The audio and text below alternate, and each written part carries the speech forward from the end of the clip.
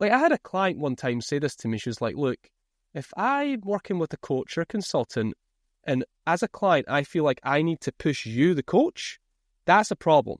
You should be pushing me. And so it's trying to figure out, get really clear in your heads, this is my job. Like, I'm the only person that can behave like this. I'm the only person. A lot of people that we work with, our clients, they don't have a challenge network. They don't have someone that challenges them. You are that person. That's your job. You're uniquely positioned to be that person. And they need you to be that person, even if they never tell you that's what they want.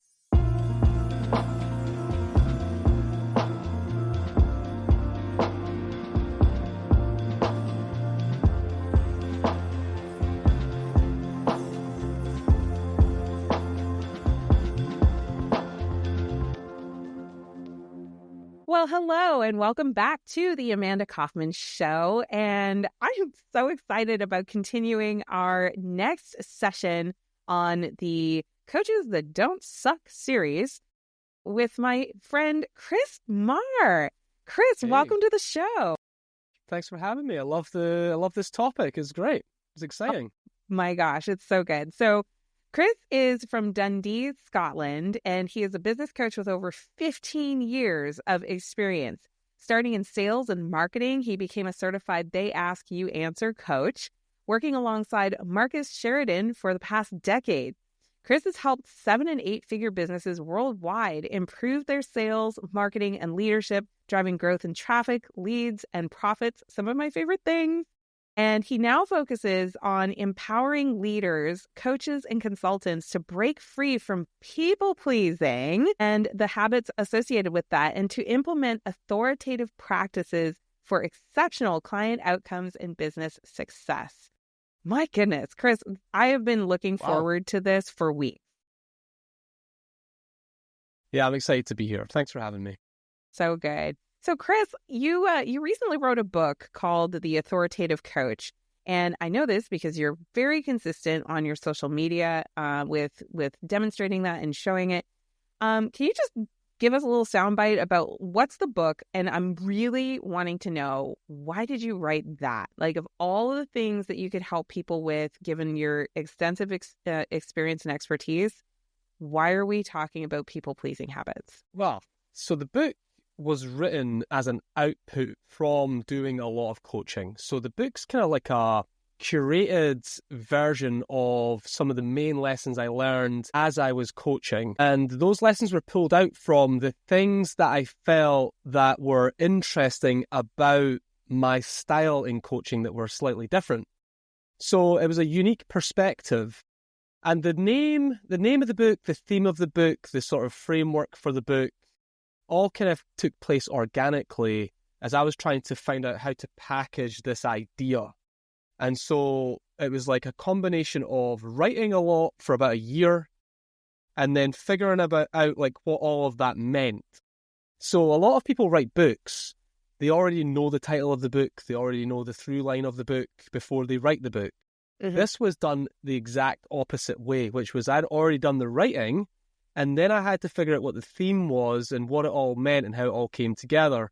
And this idea of like authoritative, of course, was quite deliberate because I had to find a place for myself, this brand, this idea in the market. And a lot of the sort of ideas that I had were the original ideas, or some of the ideas I was playing with were kind of already taken. Like, so there's the transformational coach or the indispensable coach or whatever. And I sort of landed on this word authoritative because, and although the word's quite difficult to say and reasonably difficult to spell and quite unique in some ways, I've had a few people say to me, maybe you should think of something different, like people don't use this word. And I thought, well, that's actually a great opportunity for me to pick a lane.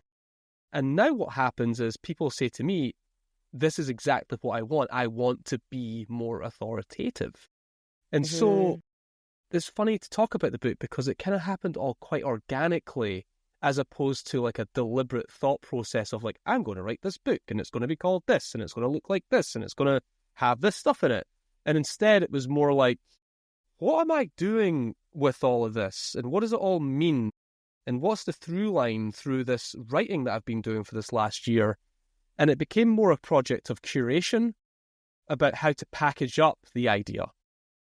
I love And this. that's where the book came from. Yeah, so it's just that's the truth of it. I'd love to tell you that it was very deliberate, but I'd be lying if I said that. Yeah, I appreciate it too. You know, I came from a corporate background myself, so my first thoughts as I became an entrepreneur were, okay, what's the SOP? What are the processes, the swim lanes, the step by step? Like, what's the most optimal, the leading practice way to do this? And the reality was that when I broke free of that and I just served and I let people, you know, I actually was a nicheless coach for a while, you know, just serve people with a heartbeat and an interest in making some growth in their life. That's what ultimately led me back to working with my fellow friend coaches, because I did have so much of this business background that I could really offer forward, but it was almost like I had to go on that wandering quest to find out what I liked, what I didn't like, what was interesting, what was not interesting. I love your characterization of it as being curation. So you very specifically like called out this people-pleasing habit or this people-pleasing behavior that you see. And look, you're already lit up. So talk to me a little bit about your perspectives there. Like how is it that this people-pleasing tendency is holding coaches back? Well, so what I've realized was it's good because talking about the book is like really the theme of the book was realizing that, well, by the time someone reads the book, they should realize that their need to be liked is holding them back from doing their best work. And not only that, their need to be liked is actually holding their clients back from being successful at their highest potential as well. And so this is a good example. It's like when you're with a client as a coach or a consultant and you feel like you can't say what needs to be said because of fear of risking the relationship, or you're going to annoy them, or you're going to, you know, they're going to get frustrated with you, your fear of all of that, then your behavior becomes, I'm not going to say what needs to be said. I'm going to sweep it under the carpet. I'm going to let that little thing fester. And then the next thing you know, the client's saying, you know what, this isn't working for me anymore. I can't really put my finger on why I like you, Chris. I like you, but this isn't valuable for me anymore. And that's what we're trying to get, like, we're understanding that happens all the time. Your clients are leaving you too early before they get to the point of transformation. They aren't doing the work that they're supposed to do. They're making mistakes that they shouldn't be making, and they're not making as much progress as they should be making. And so this people-pleasing tendency, this need to be liked, is stopping you from being the high-performing coach or consultant that you need to be, that your clients actually want you to be. And so it's all this internal stuff, the fear, anxiety of like, what if I frustrate someone? What if I annoy someone? What if they don't like me? What if they don't like me? And it's like, you're not, like, you can be friendly, but you don't need to be their friend. And what I started to understand was that not only is your need to be liked holding you back, what you start to realize is that your need to be liked is actually risking you ever gaining any respect from your clients ever. And so I ask clients this question, which is like, if you had to choose, would you rather be liked or would you rather be respected? And the truth is, we're all human. We want both. Mm-hmm. The challenge for us as coaches, if we want to turn up authoritatively, say what needs to be said, challenge our clients and really challenge them to do their best work and get out of their own story, get out of their own way, we have to realize that actually what needs to come first is respect, with a high chance that liked comes later. Yeah. And so it's getting them in order. So your need to be liked first risks you never being respected ever. You come in with the need to be respected and you behave in that manner with high self-respect, then perhaps liked comes later, but you don't risk the respect. And so our clients, we want our clients to respect us for the right reasons, because they're like, well, Chris has helped us to see that we need to solve this problem and we need to do it in this way. and we respect Chris and we respect his leadership. So we're going to do the work, we're going to show up, we're going to prove to Chris what we're capable of, etc., etc. And so that's where this authoritative presence comes from, is your ability to get over yourself, realize that this is not about you, and this is actually about, like, I had a client one time say this to me. She was like, look, if I'm working with a coach or a consultant, and as a client, I feel like I need to push you, the coach, that's a problem. You should be pushing me. And so it's trying to figure out, get really clear in your heads, this is my job. Like, I'm the only person that can behave like this. I'm the only person. A lot of people that we work with, our clients, they don't have a challenge network. They don't have someone that challenges them. You are that person. That's your job. You're uniquely positioned to be that person. And they need you to be that person, even if they never tell you that's what they want. It is our job. And so we have to, almost like we're becoming, you have to accept like a sort of honest, intellectual, professional persona is what it means to be a great coach. I really love this. You're reminding me of another book that I read when I was much younger, but even before I became an entrepreneur, and I was in corporate America, and I wanted to continue to progress as a consultant and a strategist. And the book was called Nice Girls Don't Get the Corner Office. And I remember being like shook by that book, but it basically, I read that book and I was like, that last cup of coffee I'm ever going to pour for someone other than my husband, you know, like, you know, and it's just like certain behaviors that I realized I was unconscious of that were ultimately people-pleasing behaviors. And, you know, we can talk about how society breeds us to do this and that and gender roles and yada, yada. But I think at the end of the day, it actually comes down to respect. Yes. So what I've learned is that it all starts with self-respect. Like, if you imagine that there's this, like, I don't know, like a piece of string or elastic band, and like at one end it's your need to be liked, and one end it's your self-respect. It's like they're both one and the same thing. So as your self-respect increases, your need to be liked decreases, right? And it's like they're both attached to each other. So what you realize is, like, actually, if I increase my self-respect and I create my boundaries and I create my, like, what I'll tolerate from now on, or the things I'm going to stop doing, or the things I'm going to say no to, and I'm not going to do discounts anymore, and I'm not going to do this, and I'm not going to do that, and I'm going to turn up like this, that all breeds self-respect, a vote for yourself to do your best work. And as your self-respect increases, your need to be liked decreases.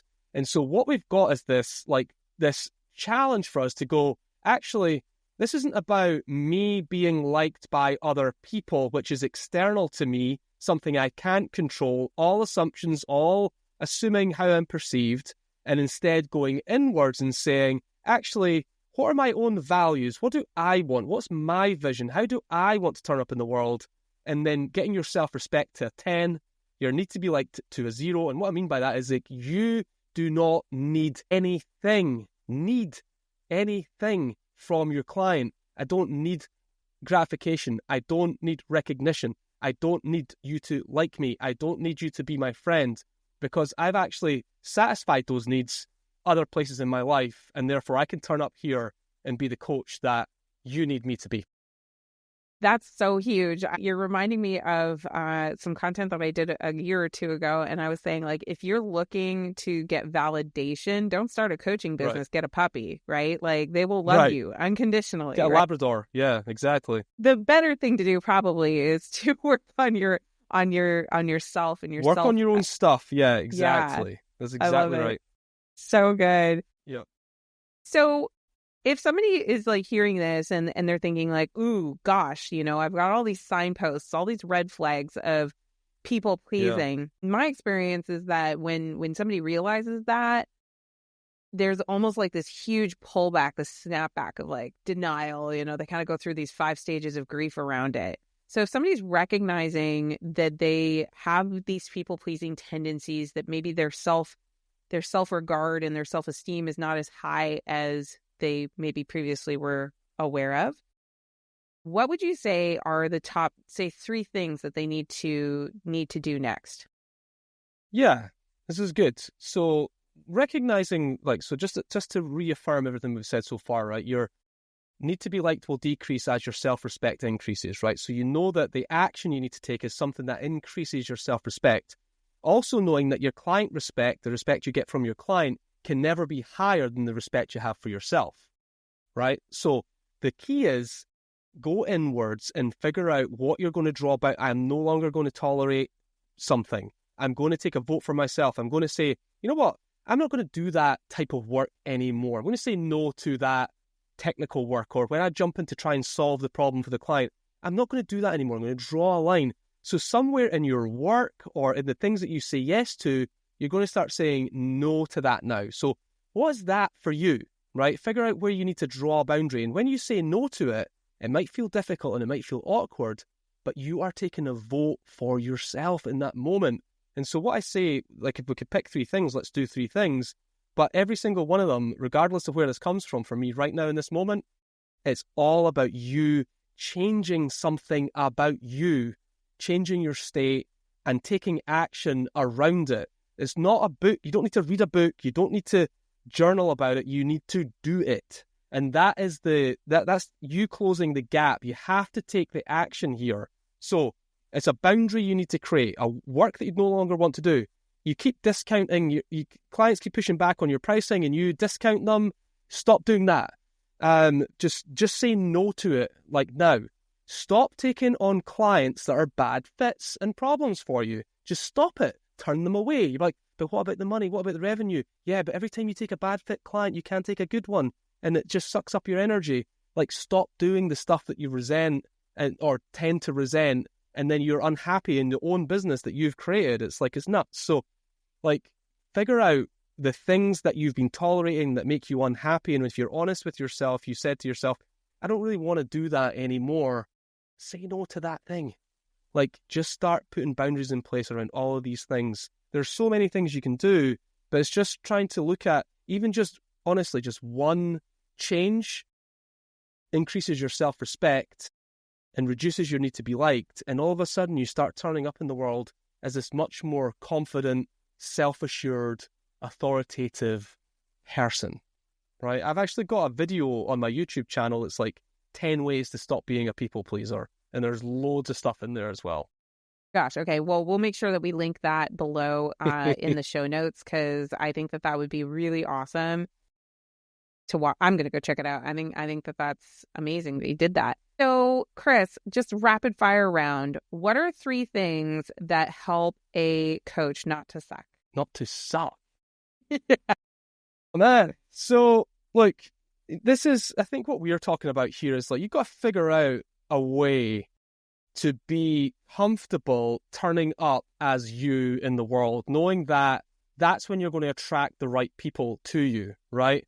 Like, people say this, it's like, oh, Chris, you're intense, you can be a lot. I'm like, yeah, so, like, suck it up, like, chase me, like, catch up with me, or, like, find a different coach. It's like, this is it. This is the package deal. You know, you're getting me. So, like, figure it out if it's the right fit for you or not, but I'm not changing for you.